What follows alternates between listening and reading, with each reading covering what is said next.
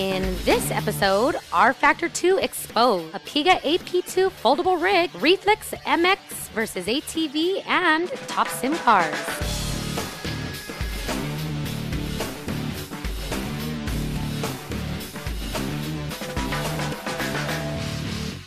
This show is sponsored by Sim Raceway. Welcome to Inside Sim Racing. I'm your host, Jessica Lopez. Darren Ganji here. Thank you guys for joining us. We just had a very hot moment in the studio. Big moment, yeah. Our first person ever to visit our studio, let us interview him for the third time, John Samai. Of Image Space Incorporated, makers of rFactor, and soon to be, well, I don't know about soon to be released, but yet to be released, rFactor 2. The much anticipated title amongst sim racers out there, and we actually got some exclusive footage for you guys of rFactor 2. That's right. As a matter of fact, I want to mention really quick, we've been blogging. You can see some of our writing at Race Sim Central. They just, speaking of which, Race Sim Central just reopened now, and got a news section, forum section, and you can check out some pictures that we've posted. So go ahead and visit, what is RS, is it RS? RaceSimCentral.com. RaceSimCentral.com.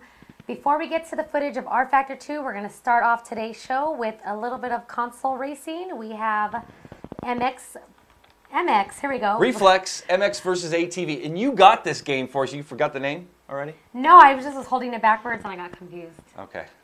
Reflex MX versus ATV. Developed by Rainbow Studios. Sent us 2 copies for the Xbox and the PS3. The guys put it on their scale, the rev scale, which is... Not Shabami. Not Shabami. No. The rev scale, which is our people. Wait, let me stop really quick. Okay. I hope people are still voting on what they want our Shabami. I didn't put a poll up yet. You didn't? No. The Shabami already won. Are we really gonna call it that? No, we're gonna put the poll up. We got to put a We poll will up. eventually. I guess I'm so into so that Shabami. just means you guys have to keep visiting our website, InsideSimRacing.tv. Look for the poll in the near future and vote. I'll put it up. By the time this show's up, I'll have it up for us. Back to our rev scale, it's just a basic 10-point scale. We put this title on the scale. The guys did. They tested it out. Let's see what they thought. So here we are for Reflex MX versus ATV by THQ and Rainbow. Your classic motocross sim, but they threw a few extra things Sim? in. Well, game, I think. Good correction there. Thank you. This definitely falls into the game category. You're not going to find damage and some of the physics and other things that we would hold it to that sim standard. But it's absolutely a racing title or game. Yeah, we're not going to put it on the Shabami. We're going to put it on, yeah, I'm just naming it that now. That seems to be the... It won. It's pretty much won for now. But anyway, we're going to put it on our rev scale. And actually, you know, we just said it's not a sim. I guess there's some sim elements to it. Actually, you can run in an arcade versus your moto career. Right. So there are some sim elements to it, but it's definitely more on the arcade side overall. Definitely. And with that, or what I was getting to earlier, is it doesn't just stop with the motocross and the ATV, but then it works up into those interesting all-terrain vehicles, the dune buggies, the sport trucks, and all the way up to your, you know, typical off-road, everything you'd run off-road, really. Yeah. So, getting right to the game, we're not going to go a whole lot into it. You do have a lot of different types of tracks. You've got the waypoint type racing, where it's just wide open terrain, running from smoke flag to smoke flag, so you can kind of see them off in the distance. You've got your supercross, you've got your outdoor motocross, you've got your desert type truck racing, you've got freestyle. I mean, there's a lot of different types of racing built into this little game here. Yeah, and it's pretty cool. The physics, or as far as how you control, you got to use both sticks, so it's not just driving with one. So you use the right stick to help with the lean and stuff like that. But it's, you know, like comparing it to MX Simulator, which was true sim. It's got some elements to that, but it's definitely, like we were saying, more on the arcade side. As far as like overall, like the graphics, stuff like that, I love the graphics in this game. If we were going to put it on our Shabami scale, I would say out of 10, I would give it like a 9. Yeah, they're up there with some of the best titles out there. And when I think of the graphics, one of the things that really impresses me also is like the track deformation. You actually see ruts coming off of the wheels of the riders in front of you. When you come around again for the second lap and somebody hit a hay bale, you'll see it off to the side of the road. And that kind of for me adds to the physics as well. I mean, to the graphics as well. Yeah, and then like sound sounds, I honestly couldn't stand this. I mean, some are okay, but I guess it goes with the physics or the tracks, but it's like you're never on the ground in this game. It's like and of course you're going to be bouncing around a lot on the dirt. That is a given. But it seems like you're never on the ground. It's like, bop, bop, bop, bop. Yeah. You're nonstop in the air, and every time you get in the air, the bike's revving. You're just wide open. It's hitting the rev limiter. Yeah. I actually found that getting back to that sound, it's because you are wide open the whole time. I only needed the brake pedal once or twice per track, maybe. It's just one of those, again, it's a game. You're going to be able to just leave it wide open and oversteer it a little bit and it's kind of play in for sure. But it is fun. Yeah, it is fun. You know, if these guys all got together and made it a title, it would be awesome. Like, yeah. Add the graphics from this, put it in an MX simulator, you know, or just add a true sim mode to one of these titles. It would just be awesome. I mean, I'd love to do like some superbike, some full superbike with this type of, you know, this type of graphics control, and you know, it would be really cool. Or I would have loved to have seen a sim mode where it was a little more hardcore, because again, those supercross tracks were great fun. Other thing that I want to talk about that is really good about this is the tracks. You've got a lot of different variety. They're unique. They're not like tracks you've seen before. The open world terrain is a lot of fun to just kind of get on the bike and cruise and cruise and cruise. And again, you got that deformation, so you see dirt and things kicking off, and that's kind of cool. You got some killer wrecks, too. Yeah, you go flying off the bike. No blood like Trials, but you definitely have some cool wrecks. Unfortunately, they end a little quick. Yep. You know, right when you're really starting to get to the end of that bail where you see like your neck broken or something. And then they flash you back to on the bike. I'd love to see a little more consequence of that crash too. Some damage, a little while maybe picking the bike off the dirt, you know, something like that to kind of make you know you really did crash the thing. Another thing is the AI. I found the AI to be just really weak. A lot of rubber band effect, so if they got way out in front of you, they just sort of crash and make it really easy to come back. If it happened in the last minute, obviously, you wouldn't have time to catch up. But if you got ahead, if you're in the lead, they were right behind you. Yeah, and they were overall pretty easy, too. I didn't find a lot of challenge, and I didn't feel like I was really getting involved in the racing with the characters. Yep, I agree with you there. The other thing is the driving. I found the motocross driving to be pretty good. Like you mentioned, you got the dual stick. That right stick you're using to kind of go back and forward or lean the bike. But like if you're in the ruts and you touch that thing at all, it'll do a 180 on you. It's not very realistic in terms of performance handling. Inconsistent. Yeah, very inconsistent. And I found that to be bothersome as well. The career mode is kind of cool. You start off with like nothing, no cars, tracks, or anything to run. Well, one bike and a limited amount of tracks. You got to unlock things, and opens up new types of challenges or types of racing, and then more tracks and bikes as well. And then you can purchase them. And I found the purchase system to be a little weak. It's not as glamorous as like a Forza or some of the other things. In the end, I honestly just... At the end of the day? At the end of the day, I was just not captivated by the title. I found it to be fun. Again, some of the motocross was really fun. But I really think that THQ bit off a little more than they could chew. The sim with the whole driving cars, I mean, you got other games like Dirt. I mean, why try to compete with that? Make a second game. This could have been a great motocross game had they focused all their attention on that. Well, didn't they have some of the real names in there or something, or tied to it? Yeah, there was Stewart was in there, Carmichael was in there. You got a handful of real guys on fake They should have bikes. focused on the Supercross then. And I When we think tell them the rev scale. the rev scale, all in all, on their, you know, thinking of as a sim racer, I'm only giving this a 7. Yeah, and I'm with you there.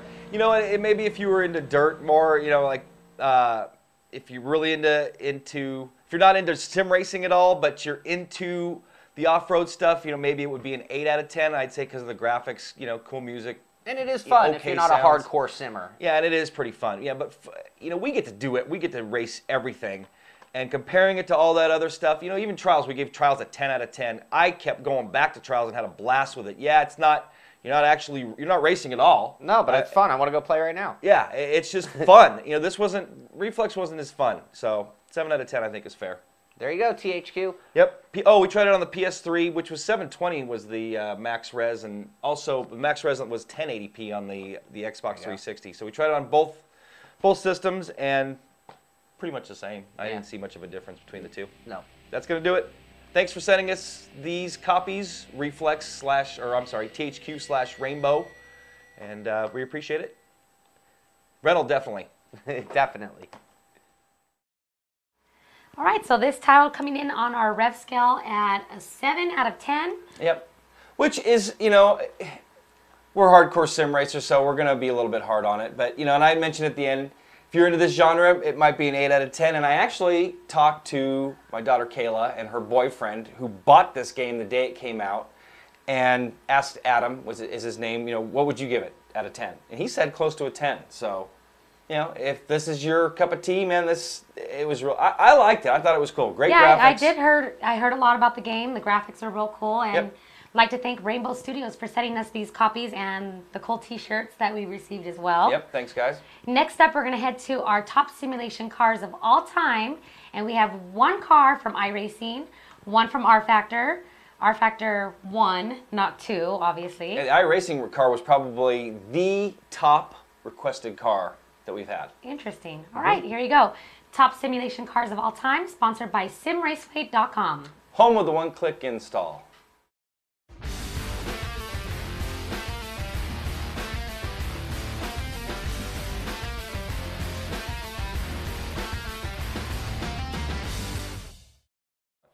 So I don't even know if this is 15, 16, this I segment. lost count at like 12. Yeah, but the important thing is we're going to add 2 more cars to the list. That's what right. Kind of worked out now.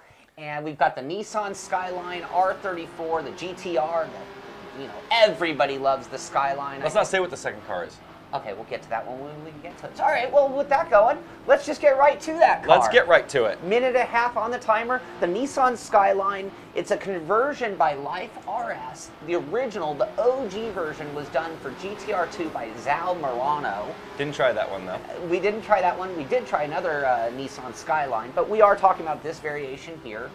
It was a good-looking car model. They do have the GTR. They have the racier version as well, so there are a lot of them to choose from. We used the regular version, just the street car. Yeah, I think slightly adapted. I think it had a roll bar in it, but it was a fun car, all-wheel drive. And let's talk about physics first. We gave it a 15.3, which is good, but not great. Go ahead. And it's an all-wheel drive car. The thing I will say is it drove like I expected an all-wheel drive. It did a little bit of pushing, not real loose. And I like the tire feel. I mean, you could really kind of feel the tire deformation happening. One of my complaints about the car, and I'm not sure if they were trying to mimic the Manumatic in it, and if you're not sure what that is, it's a manual automatic. It just didn't shift right. I mean, the thing was, I was slamming the gears with the 5-speed, with the 6-speed, just the G27 shifter, and it was like mimicking a clutch fanning, and it was like, what the, I can shift my car way faster than this. So that was my biggest gripe. I was actually convinced it was actually an automatic, and it was ignoring my shift request. Yeah, Sean's like, don't shift and see what happens, and it just kept revving. So, but the models were good as well. We gave it a 8.75 in models. The cockpits were weak though, 7 3/4 there. Yep. The sounds were also a little weak at 11 out of 15 there. Fun factor was a little. I kind of hit it hard there too, but it's just not a top sim car. Good job. I mean, got to give props to the guys that converted it in the original modder, but just not what I consider a top sim car. I think it's a car that's deserving a little more community input. Maybe a second version of this car is definitely worthy. And in the future, it could be quite a good car. Yep, I agree. So overall, it got a 77, which puts it 30th on the list, which unfortunately is a little far down the list. Yes, it is. So the next car up, I think we alluded to this already. iRacing car is one of the, not one of, this is the most requested. Yeah, we get emails, forum requests, IM messages. We get people in the chat rooms. We're in race lobbies saying, where's the Skippy? Yep. When it comes to iRacing, for me, this is the first car I ever had exposure to in iRacing. It was the one with the side-by-side video. Yep. That was very clever. We put it on our first show. Yeah. That side-by-side video. Very first ever episode, we put that video on. So I think of this as being a very important car in the sim racing community, at least for the new sim iRacing. So, it is. The Skip Barber car, this is a trainer car, 4-cylinder Mazda engine, definitely low on horsepower. Good handling. You've driven something similar. Very similar car, almost identical, just with a different school's name on it. Jim Russell, if you're wondering. and the car definitely drives like a trainer car. In the beginning, I thought it was very difficult to drive. Yes. The recent build, I think it's really come into itself. I agree. At first, I would not have given, I gave the physics a 19. Sean gave it an 18. Yeah. So 18 and a half we gave it overall, but Originally, when I first drove this car, I hated it. I could not stand this car, and I think they've made some changes as far as the weight transfer goes and just how it handles overall. It's a little bit easier to drive, which I would have imagined. Yes. Sean, just like I said, when we started here, Sean's driven a similar car. So that being said, I think they've made some great changes to it, and it's a fun car to drive. We're at Road Atlanta this week driving it and having a blast. And in fun factor, we actually gave it a 9 1/4, which is almost as good as you can get. Yeah. And I think you hit it on the head. That is what makes this car so much fun. Is it's good to drive and it's great to race. Makes for some great racing. No So doubt. just for us, just practicing with this car and thinking about it for this led to us needing to race that car. Yeah, I'm like, I want to race it. I didn't get a chance to race it last week. I wanted to at Road Atlanta. I'm going to see where they're at this week and maybe run it. But yeah, that car is a blast. It is. It's a lot of fun. A couple of things. In sounds, it's got a 12.5. I think the sounds are very good in terms of quality, but again, that iRacing low decibel volume, it's hard to really be overwhelmed by the sound. Yeah, I'd say that drops it definitely. I gave it a 13, Sean a 12, and that, add some decibels to this thing, and it's definitely going to get it up there closer to 15. Yeah, and it'll bring the whole sensation with the butt kicker kicking in and all of that as well. Other scores real quick, we both gave it 9s in models and interiors. I mean, this thing is identical to a Skip Barber car. Yep. So it's about as good as we can get there. We mentioned fun factor, immersive, also a 9 1/4. Force feedback realism, I think we'll just finish with this one. I mean, the other scores are pretty average, but 9 3/4. Yep. The car, you feel every bump. Yep. You can drive by the steering wheel. When I talk about dirt, I talk about how much I can feel through the wheel. The Skip Barber does that for me. Yep. And you can almost drive it blind. Yeah, and you get a moment to save yourself. You feel it slip, and if you react quick enough and do what the wheel's demanding, bam, you're right back on with the car. No question. Incredible. Anyway, overall score, 89.3. So that tied a car, didn't it? Ties it in 4th place with both the MMG and the iRacing Jetta. So, I mean, right there, those are, if somebody asked me some of the best cars in sim racing, I would name those too. So it's in some good company. Yeah, and I want to do a little quick thing here. We've been getting a little flack, mainly from iRacers about why isn't an iRacing car at the top? Well, you go through all these numbers and, like the sound, it took a little bit of a hit. Compare it to that Porsche. Sean and I were talking about this yesterday. You compare it to that PCC up at the top of the list. That thing has awesome sounds, great physics, great model, great cockpit. I mean, it's fun Skins to drive. galore. Yeah, I mean, it ranks very highly on our scale. So Yeah. you really got to take it for what it's worth. And this is just our opinions. I mean, we're just showing you guys some cool cars to drive. Yeah. Take it for what it's worth, drive them, and compare what we thought. But that's what it is. Just a bunch of numbers. But if you take any of those cars off the top 5 or even the top 10. 15, 20, they're all great sim cars to drive. So take it for what it's worth. We're just, crunching the numbers down to, every little detail of it. So there you have it. Top sim car, whatever. Whatever number it is, 15 or so. Hope you guys enjoyed it. Later. It's been a while since we had a racing rig reviewed on the show. Sure has. So next up, Sean and Darren reviewed the Apiga AP2. It's a foldable racing rig. As a matter of fact, a guy on our forums had posted asking if we were going to review it. Pork and Roll, I think, was the forum poster's name. Anyway, kind of a funny. It's funny if you think about pork and roll. Yeah. So anyway, he had posted a link and questions about, have we heard about it? Are we going to review it? And never heard about it, so I contacted them. And Jonathan, Chan is the guy's name, got back to me and said they'd love to have the rig on the show. So straight from Hong Kong, too. All the way from right. Hong Kong. Yep. And it retails for about $200. And it's additional for the mount for the keyboard, well, the shifter. The keyboard, shifter mount, and mouse tray are all additional. Comes to about $105 for those 3 items on top of the $200. Plus shipping is additional too. So, yeah. You can get it on eBay, right? That's about the only place you can get it right now. Yeah. So eventually it's going to be widely available. He's talking about distribution points, like one in Vancouver. So it's easily assembled and easily disassembled. It's foldable once again, and it's compatible with all the Logitech wheels. And soon to be Fanatic wheels too. Soon to be Fanatic wheels. They're working together. Got some pictures actually I can show you with the Fanatic attached to it. So yeah, they're working together too. You guys drilled it and. No, we didn't. This is actually from Apiga. He sent me these. So we actually just used the G27, made it easy for us, because it just plug and play for that one. All right, well, let's see what Sean and Darren thought about the Apiga AP2.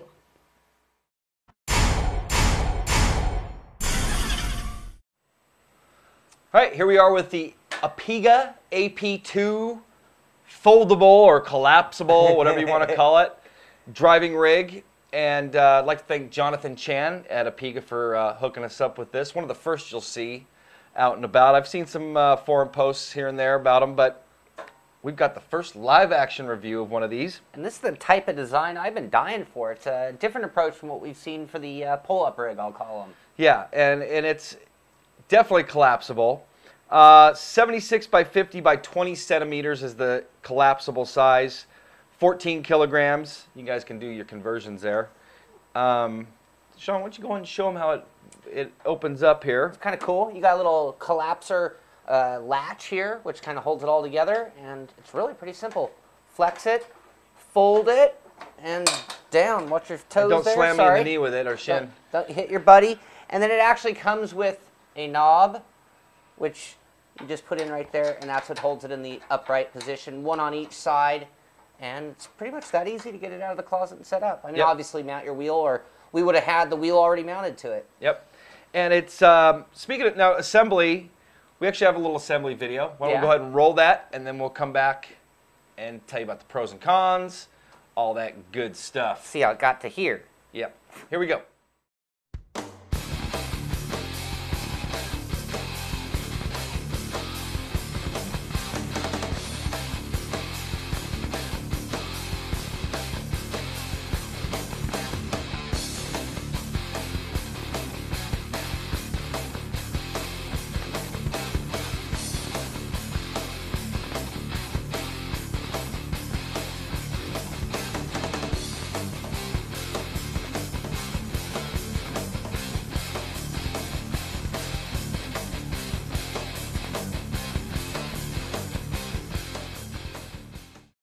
All right, there you have it. As you can see, easy assembly, real quick. I mean, Yeah. it took me, I don't know, 15 minutes to get this thing assembled. Even with the Hong Kong instructions. That was the only problem. The instructions were in Chinese or whatever Hong Kong's language is. And I'm assuming it's Chinese. I think that's right. And, but there was some pictures, so I kind of got the gist of it. But I mean, it was pretty It's self-explanatory. kind of one of those round peg goes in round hole. It all went together. It was pretty self-explanatory. Exactly. Like It even came with some smaller knobs, and as you'll see here, to install the pedals, which was really cool. Yeah. Comes in one nicely packaged box. Probably took longer to take it out of the box than it actually did to assemble it. Unwrapping all the pieces. Yep. Only available on eBay that I've seen so far, and it's going for $200. Looks like it'll ship anywhere in the world. I have no idea what the shipping costs are. At the end of this piece, hopefully Jessica and I will have some information on you. I've emailed them, and we'll see what we can get for you on that. But $200 available, like I said, on eBay. Now, with the gear shift mount, which you see right here. Which is drilled for the Logitech. Yeah, so this is really meant, speaking of which, this is meant for all the Logitech wheels, G25, G27, DFGT, DFP. That's what it's standard, but you can drill it for the Fanatic wheel. There's no question it'll work with that. The shifter mount is an additional $39. So the rig and the shifter mount is $238. If you're a PC racer, you want a keyboard tray, why don't we show them the articulating arm? Here you go. Look at this. I love this. It actually clamps onto the mechanism. You can adjust its length, and it's got a little rotation ability to put it kind of in the ballpark where you want it. Yep. So that's an additional $49. And then there's this speaker, they call it a speaker tray or a mouse tray. That's an additional $15. So actually, if you wanted it for a console racer and you got a G25 or G27, I definitely got to get the shifter mount. So there you have there you have 238. And then, you know, I think it would be really cool to have two speakers right hooked up there. Actually, if you're a console racer. Yeah, I guess with two, when you said speaker, I thought, well, with one, that'd be kind of odd. But yeah, with two, that'd be very cool. Yeah, you got to get the opposite side. So anyway, if you get PC, keyboard, mouse, and shifter, $302. Does not include shipping. All right. So it gets up there a little bit, but that's a lot of accessories as well. Yeah, and this is not, I mean, this is kind of in a class of its own now. This is a dual post, where some of the ones we've reviewed, or, you know, most of the like the couch or the portable rigs are a single post that come up between your legs. Now this is a dual post, which is really cool. I like having it on the outside of me. Yeah, I find some of the single posts, actually, I end up rubbing my calf or shin on the post while braking or gas. And on this, obviously, you have nothing in your way. It's very open feeling. Even compared to like the Game Racer, which is a sit-down rig and has the post in the middle, which, you know, it was kind of, you know, tough to, you know, especially if you're going for heel-toe action. It's just that post in the middle is, you know, kind of a hindrance, where this, you know, dual post is not. So speaking of which, that was one of the pros. Let's just go through the pros and cons here. Sounds good. So the dual post design, as we said, adjustable height. Yeah, so you got two knobs here, telescoping top. Yeah, so this will pull out, and we'll show you some better footage of it, and running it on 2 different chairs. Yeah, and we've tried extreme different levels, so it is very adjustable. The best way to run it is with a chair like this AK rocker chair. Yeah. Sitting it low, and the reason why is because of some wobble, and that's one of the cons, but we'll get to that in a second. Another pro, collapsible. As you saw when we first started, and we'll show you some more shots, but this thing is just totally collapsible. Stick it in your closet. Yeah. Take out the 2 knobs, collapse it, and you're walking off with it. Some cool add-ons. I like that you can get a shifter tray. I mean, that's kind of rare in this day and age. You don't see any of these rigs come with a shifter tray or having an option for it. The other thing about the shifter tray, it's in a very good position, and it's very firmly mounted. So, and it's pre-drilled for the Logitech, so a lot of thought into it as well. Yep. The easy assembly, you know, quick, and it comes in, you know, nicely packaged, ready to go, pretty much. PC or console racer, I'd say. I mean, I don't know about like some serious endurance racing, or if I was like, you know, running in a pro series or something, but for, you know, just some casual PC sim racing, and even, you know, maybe some weekly league stuff. I mean, it's definitely good enough for that, I would say. And console, man, I'd say it's like probably one of the best console rigs there are. Definitely, and again, we'll get to some of the cons, but the lower profile you use it, I think the more substantially you could use it. So, another pro, good pedal angle. The stock pedal angle is good. And then you could also just, it comes with 2 smaller knobs where you can mount the G25 or 27 pedals.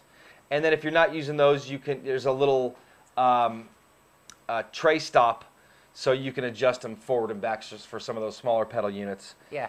And then adjustable wheel deck, which is nice well to have. You can do the tilt. So if you want to run it, you know, with your wheel at an angle, you can do that, or you can make it so your wheel's more flush. It's not going to have adjustability front and back, just on the angle. Exactly. The other thing I liked also was the adjustable feet. So you can actually get that thing where it's really, I mean, if you have an uneven, you know, floor, you're going to be able to tune it in and get it nice and flat for you. Exactly, and then that's going to take us to our, you know, any more pros for you? You know, I think the overall finish is actually really nicely done as well. I do too. It's good quality metal, it seems. It does scratch, so we've been moving this up and forward. You're going to see little marks where the screw-in parts go in, but the ultimate finish is real good and clean, and, I agree. and a lot of thought. I mean, they definitely pre-planned and thought about it and refined it. And this thing's not going to break on you. No, no, definitely not. So yeah, those are the pros, and I'd say there's quite a few of them there. Now to the cons, not much adjustability. You know, we mentioned the angle of the pedals is good, but there's not much adjustability to them. You're really stuck right where they're at, especially with the G25s, because they're hard mounted. But I guess you could change them. But for me, being tall, using the lower seat, I needed the pedals a little bit further out, and it wasn't allowing that. And obviously, normally I need my pedals closer than you do, but I still found that even though they're adjustable, they max out to a certain distance, and that wasn't far enough for me. I mean, I was able to get comfortable. Now, sitting in this chair. Yes. Sit in a higher chair, story changes. I mean, this thing's really made for, it seems, a chair that sits up like a standard, a folding chair is like what we're running. We show you some pictures of that too, or some footage, but that gives you a little bit better angle on as far as your legs go and how your knees are bent, and I don't need it as far out that way. So yeah, it is really meant for being up at a standard. But I kind of less wobble at this height, but I liked racing like that too. So I mean, it wasn't that bad. Now let's talk about the other con. We just mentioned it, wobble. A little too much. I mean, I'm holding it still here. Down at the lower, sitting in the rocker chair, I didn't even notice it. Up in the higher chair, I kind of noticed it. These guys said they really noticed it when they were filming, and I did notice that because the mouse stayed on longer when I was at in the lower chair than when I was in the higher chair. And the last con, only available on eBay right now. That will change if you watch this review, you know, in the future.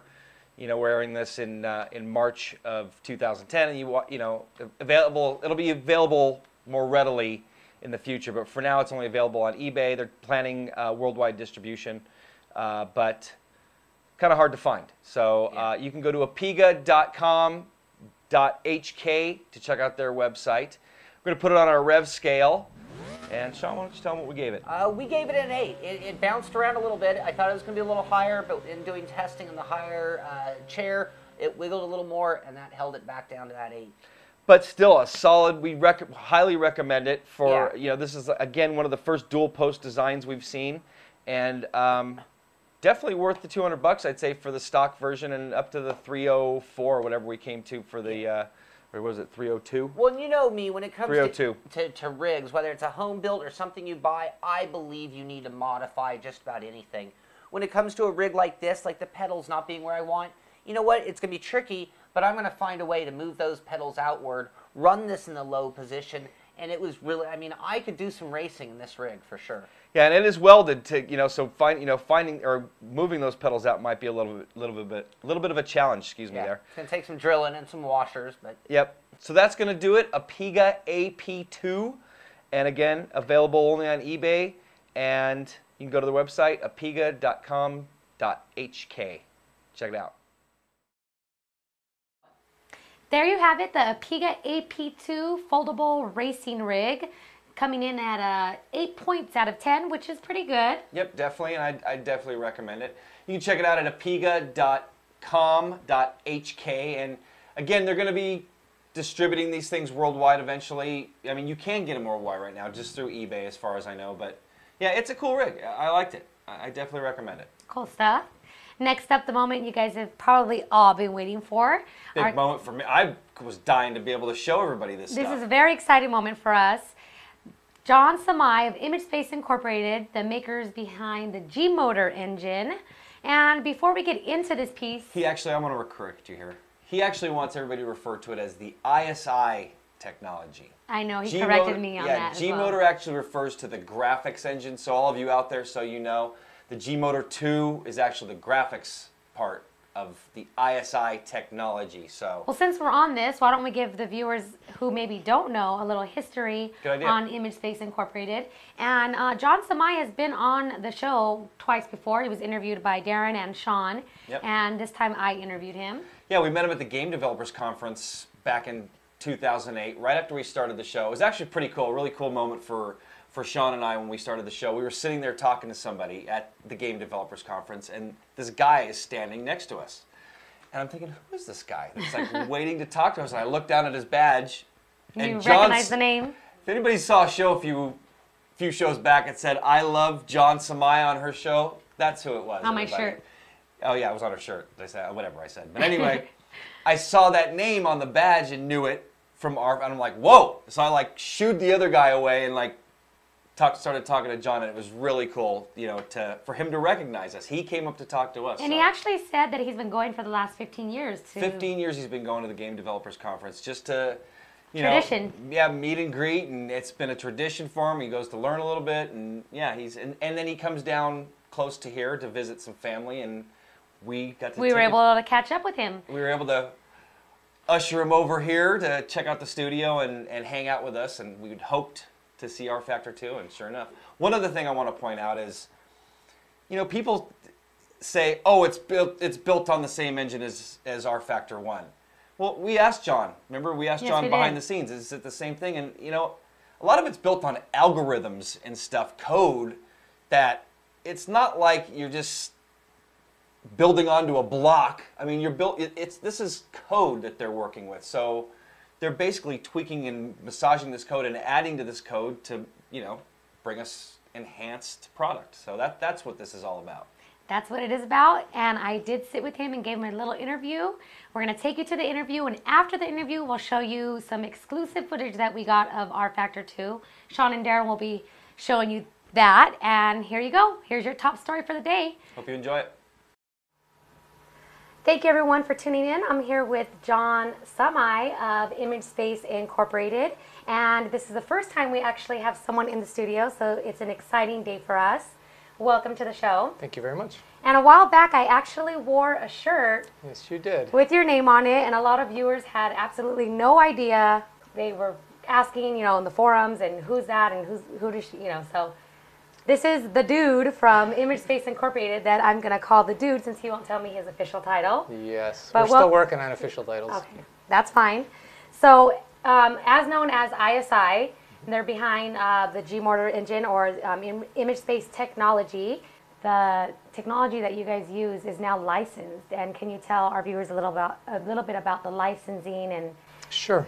Yeah, we actually, as a company, when we were working on previous products with publishers, a lot of our Formula One games, our sports car game, and NASCAR games, you know, we didn't do any licensing. We strictly worked on those products. And when we decided to do our own product and basically self-publish, we didn't set out saying, oh, you know, another avenue we can explore is licensing this technology. Instead, we'd been working with people, or people had approached us because they knew about our technology and knew about what we could do, and said, hey, you know, we want to use this. And we thought, okay, you know, this might work. And so it was really on a case-by-case basis, rather than let's bundle this up, put it out, and see who wants to buy it. In fact, we've never done that. But we've been very fortunate to license it to a lot of great teams who've gone on to produce some really great products. And that's helped us because, you know, we've learned from them. We've learned from the community that's, you know, gone with their products. You know, and certainly it had its downside as well because, you know, we've had to support, in some respects, support that effort that goes into it. And but on the other hand, you know, I think what we got in return worked out really well. Also, it was really important to us in the early days because we had no other source of funding. So that, you know, allowed us, when those products started selling, allowed us to generate some additional revenue, which was good, and we were able to put back into the development of rFactor 2. Now, the development team that does work on rFactor 2, or your development team, how involved are they with the other developers that are putting out other titles using your technology? Well, we don't do a lot of, we do almost no, we haven't done any new licensing in some time, so almost it's non-existent now. But in the early days when we first started licensing, depending on the team and our agreement, in some cases we did a lot of the work, in other cases we did almost none of the work, and so it really depended on the situation. Okay, so speaking of licensing, with rFactor 2, can we see licensed content this time around? Well, we are talking to a few manufacturers. Even in rFactor 1, we had some licensed content, but again, it was a bit like, you know, using the same word but different idea. We didn't go after licensed content with rFactor 1, except where it made sense. And in some cases, we had some relationships with people, and they wanted to, and they were going to use it for other things, and we said, hey, let's include it in the game as well. And then, of course, you know, we were able to work with the Intel team with their sponsorship of the Formula One team, and so that made natural sense to also include it in our game. But for rFactor 2, there are a number of manufacturers and some other sponsors in motorsports that we're talking to, and it's kind of, again, a natural progression. It wasn't like, hey, we have to have these cars or this licensed content, but instead, you know, we have these relationships. You know, our fans really like it, we really like it, so we're going to go after these. And although there's nothing's been announced, I can say that it's a really good chance that there will be at least some, you know, cars that people recognize and real licenses in there. And we have a new title coming out, rFactor 2, in the near future, which is a highly anticipated title. Yes, in the near future. Trying to get some more information as to when that title might be available to us here. Anything that you can tell us as far as the content, the changes over rFactor 1 that we can look forward to seeing in rFactor 2? Well, rFactor 2 really is just a progression from rFactor 1. We never set out to say, you know, we're going to make a revolutionary, all new, whatever. We're doing the same thing we've been doing for many years and over many products, and actually over you know, the last 20 years.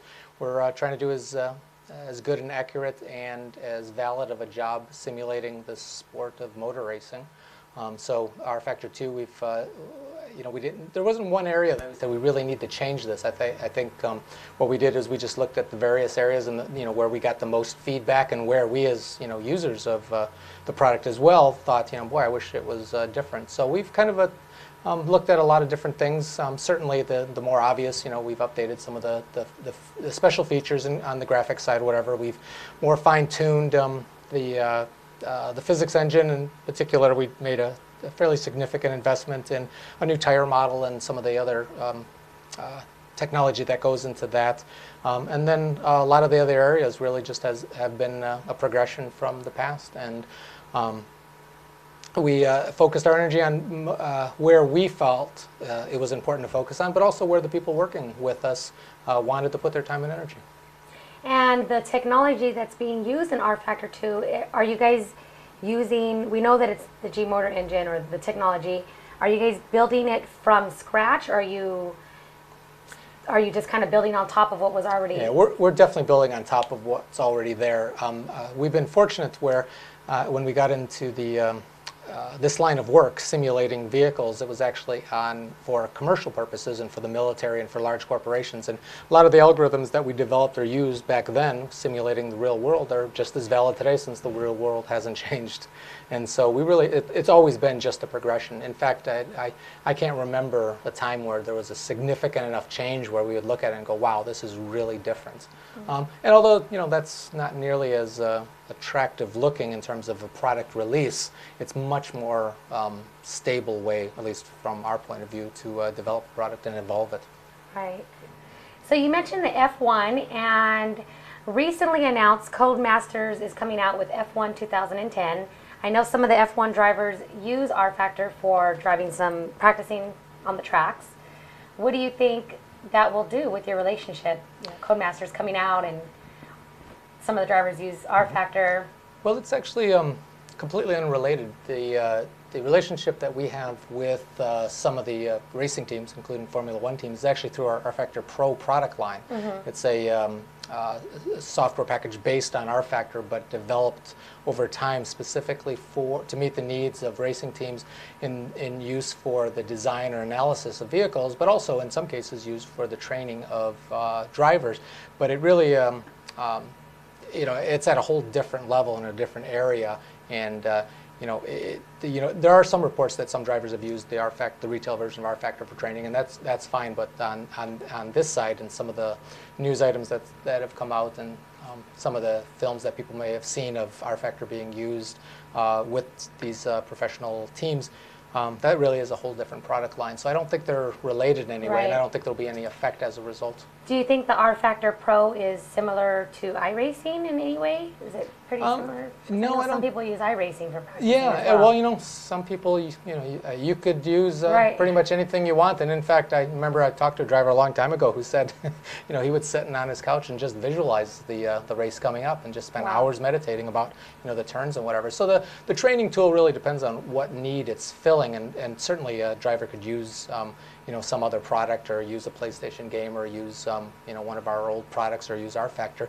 But the rFactor Pro is a different kind of product. It's an engineering tool, not it's an engineering tool that has also been used for driver training purposes. Wow. But it's really not at that same level.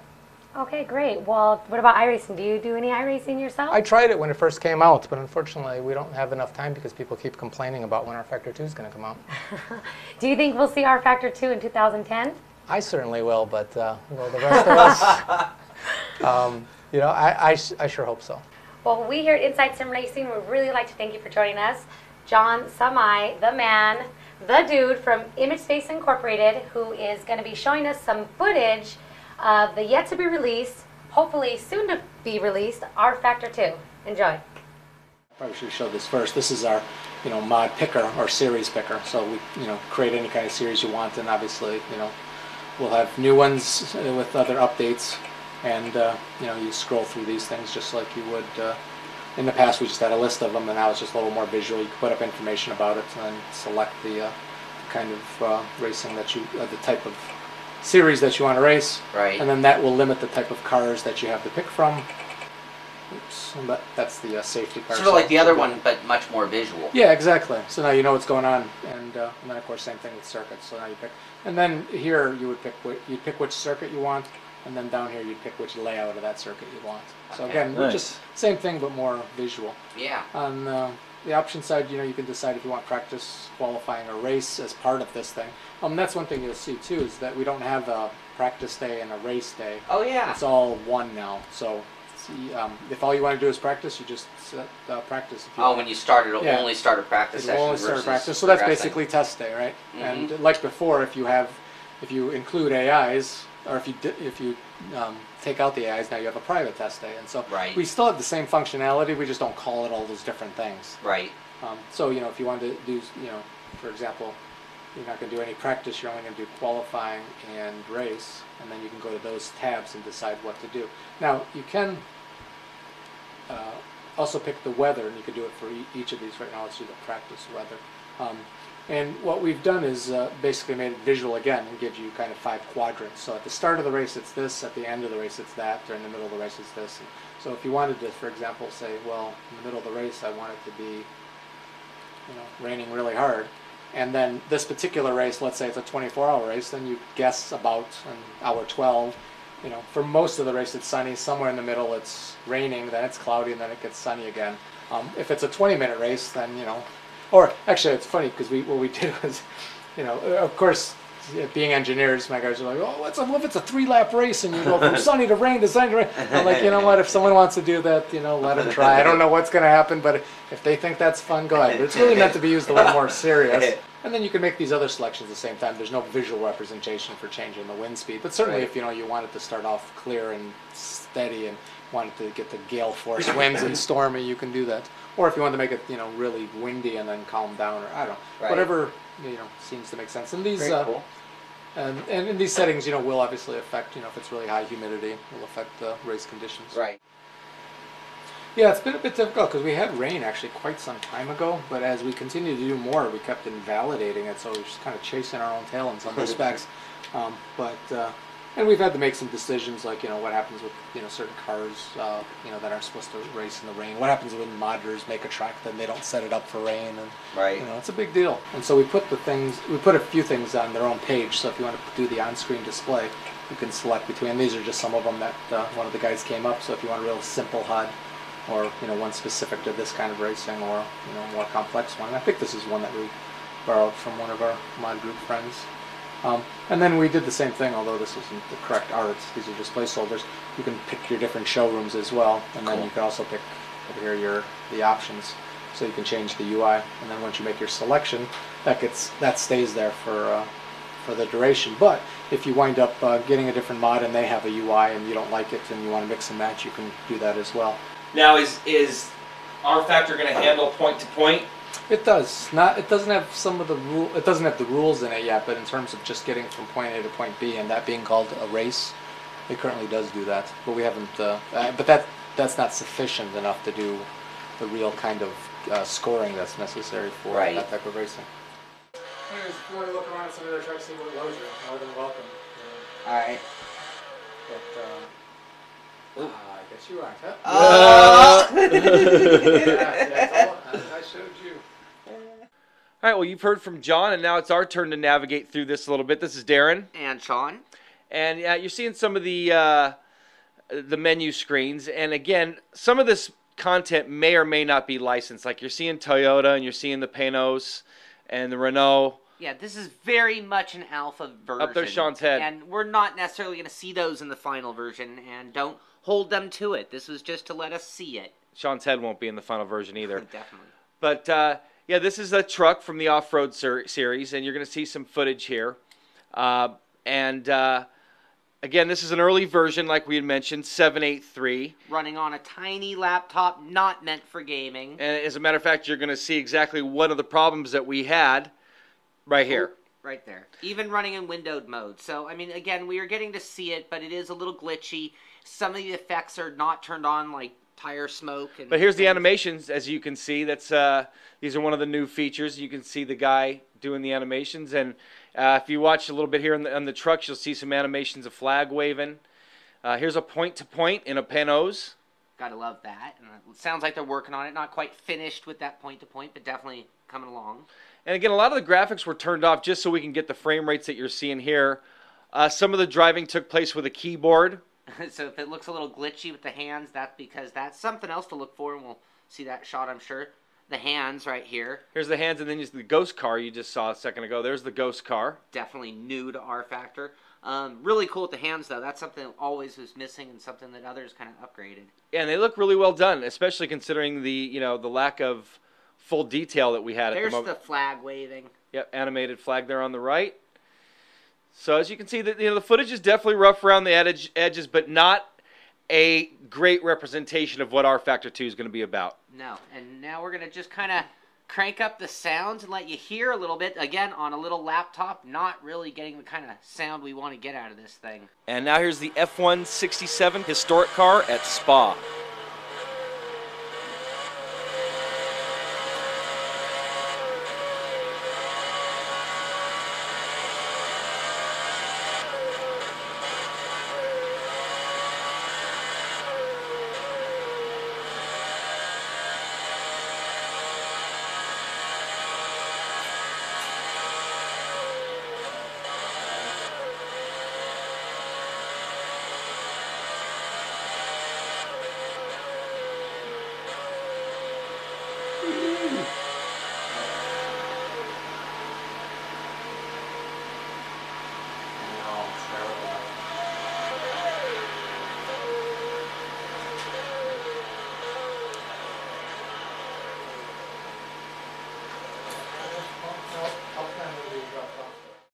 The show's just about wrapped up. We'd like to take a moment to thank John Samai for coming down to the studio and giving us some information on rFactor 2. Had a great time while he was here. Yeah, thanks a lot, John. That was really cool. And thanks for letting us show all this cool stuff about rFactor 2. And we're going to show you guys more as we get it. And hopefully we'll get to drive it next time. That's the only bummer. And he wasn't prepared to show it. We've said that already, but hey, at least we got to see that. Nonetheless, it was great having someone in the studio, especially the dude, John Samai. And he's a cool dude, man. John is a really cool guy. So for all of you that haven't got to meet him yet, he's definitely down to earth, cool head.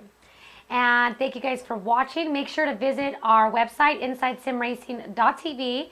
Go to our forums. You can chat with us or talk about anything in the sim community that you'd like to chat about. Speaking about talking about, I got to do a quick rewind here. We just reviewed the Butt Kicker Gamer 2. Mm-hmm. And I mentioned, I think it was me that mentioned it, that the original gamers blew up.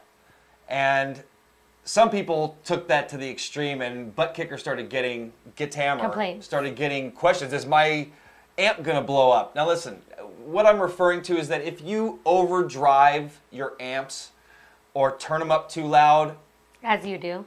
As we do, yeah. As kids, when you're kids, you blow up your speakers in your car, or whatever, from playing the music too loud. But they didn't blow up. No fire, no smoke. They just stopped working, is what I meant by that. So, if your gamer's working now, it's probably going to continue to work. Don't worry, it's not going to explode. Don't push it to the limit. And yeah, you don't need to write Butt Kicker. Your gamer's not going to explode. So, thank you for clarifying that. All right, guys. Well, on our YouTube, make sure you comment on the show if you have any comments. And thanks for watching. That's going to wrap it up. Checker flag. Checker flag is out. So am I. So are we. Thanks, guys.